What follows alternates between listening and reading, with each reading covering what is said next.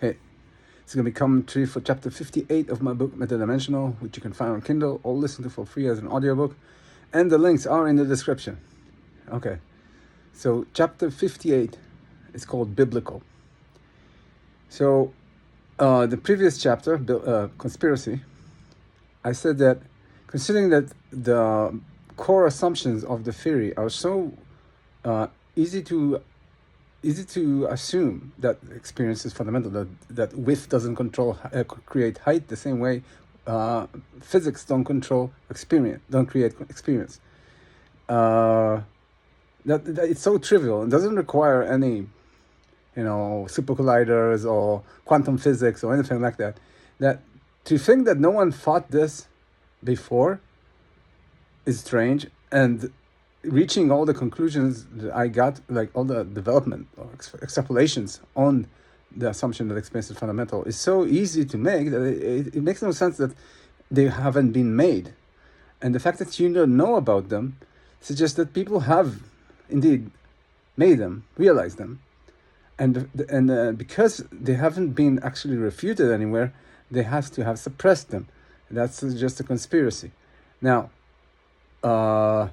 in the case of science, for example, it is evidently clear from superposition and double-slit experiment that there is a breach of causality. And how science solved this, how did it suppress it?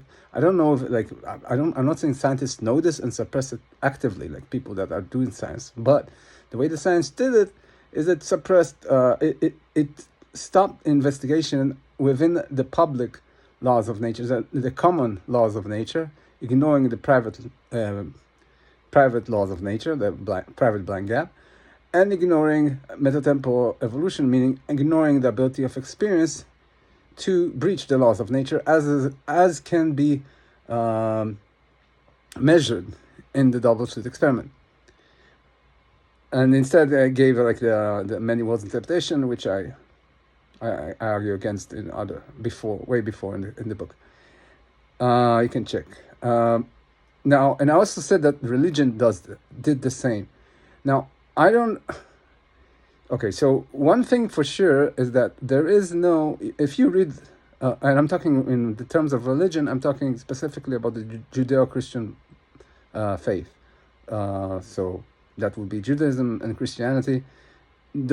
Not so fluent about other religions, but I know maybe also Islam, because okay, I'll explain why. So let me first just make it clear.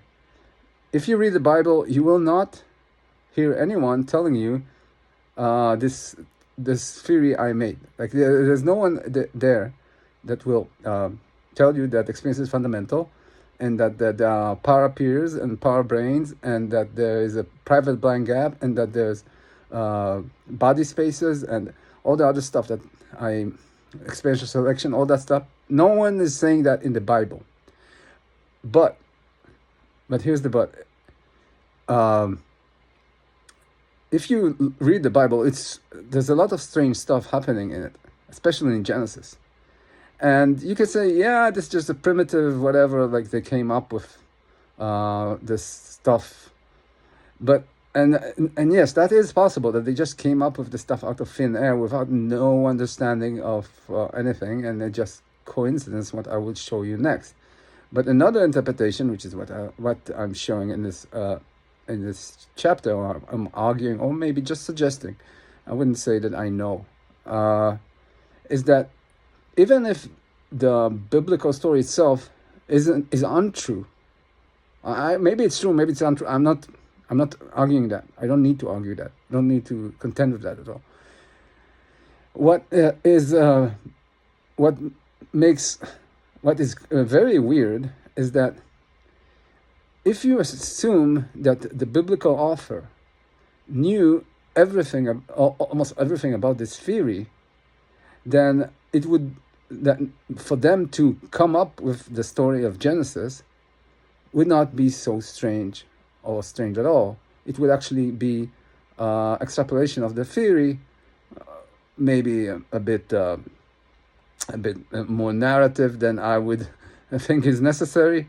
Maybe I won't go into that, but it definitely does show that the biblical author was thinking these ideas. So what I'm basically saying is that the fact you don't know these ideas, okay, fine, but it seems like the biblical author did.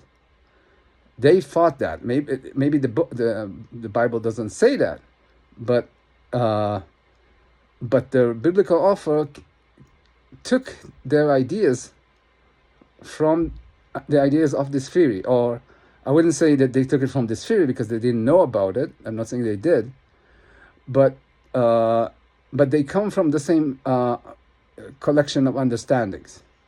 Like what am I talking about? So there are many places. Okay, so first you have like the omnipotence of God. Now omnipotence, like you think, like you try. If you thinking about it in terms of physics, it's like it doesn't make sense. It makes complete sense once you assume that there is no external world and the world is perceptual. Then omnipotence becomes trivial. Just the same way that you can pop into a dream world without creating it, like creating it out of thin air. Perceptually, you create it. The fact that there's no world there, that's fine. But okay, so another thing, you have the idea that God is omnipotent, but at the same time cannot control the will, cannot prevent Adam and Eve from eating the fruit of good and evil, cannot prevent Cain from killing his brother, and have to suffer the consequence. Now, religious today say it's because God gave them free will, but according to this theory, it's not that God gives free will. Free will is a necessity for them to be an experiential agent, according to the theory. If you assume experience is fundamental, that's how it is. So you realize that the biblical author was telling a story based on an understanding that the omnipotence of God cannot subdue the will. And it's not because God gave it, it's because it's not possible any other way. You have a creation of the world through 7 days, which sounds ridiculous, but it's not ridiculous if, again, you think about a creation of a dream world, which happens instantaneously and this is like a process that the theory described as experiential selection. Now, what is God itself? The idea of there being a God that knows how to speak before he speaks has anyone to speak with. First thing he does is speak. How? Well, there is no before if you assume the theory, because according to the theory, time is the experiential time, and all experiential agents share the same semantic context. So God knows how to speak the same way you know how to speak, because it's the same dimension of experience that is the experience of God and your experience. And saying that, notice something that people kind of like ignore. There is something that's like to be God. God is an experiential agent that interacts with other experiential agents. According to the theory, insofar as it has no corporeal existence, it is a distributed power here. It is a distributed subconscious, a shared subconscious. Something that is like a subconscious is something that's like to be. The theory describes this, explains how it is organized.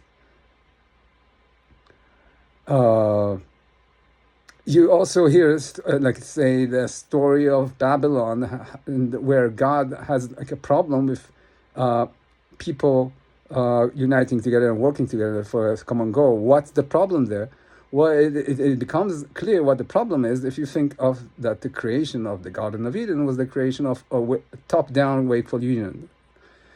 It's a union of experiential agent. And when they unite elsewhere, then it was rivaling God's wakeful union, God's shared perceptional reality. And on and on. You can go through the chapter and see all the examples how this works. So I'm not saying that the Bible is correct. Maybe it is, maybe it's not. But what I am saying is that the ideas that I've written here seem to have been known thousands of years ago, And where are they now?